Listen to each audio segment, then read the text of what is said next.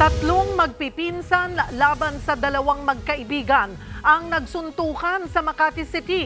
Ang punot dulo raw ng gulo dahil lang nakursunadahan. Nasa frontline ng balitang yan, si Dave Abuel.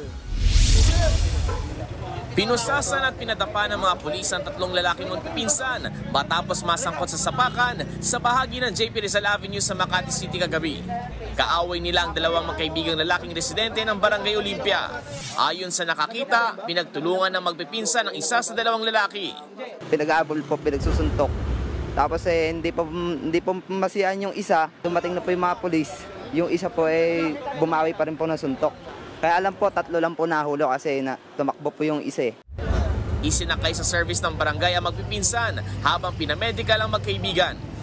Kwento ng isa sa mga magpipinsan, bibili lang siya ng alak para sa birthday party ng kanilang kaanak. Nakursunadahan daw siya ng dalawang magkaibigan na nagiinuman din sa daanan. Ako yung pinagtulungan nila. Ang dami kong hawa talagang tama. Dumudungo nga yung ilong ko kanina eh. Iwan ko sa kanila, basta binaka na lang ako nilang binanatan eh. Dito na lang daw rumesbak ang mga pinsan nang bumili ng alak, pati ang birthday celebrant na damay sa gulo. Inaalam pa ng barangay kung sino ba talagang pasimuno ng away. Pero ayon sa barangay, may sugat sa muka at may black eye ang isa sa magkaibigan. Sa ngayon, hiling ng lalaking may birthday na kasamang inaresto. Sana maayos lang to. Susubukan naman ng barangay na pag-ayusin ang magkabilang panig.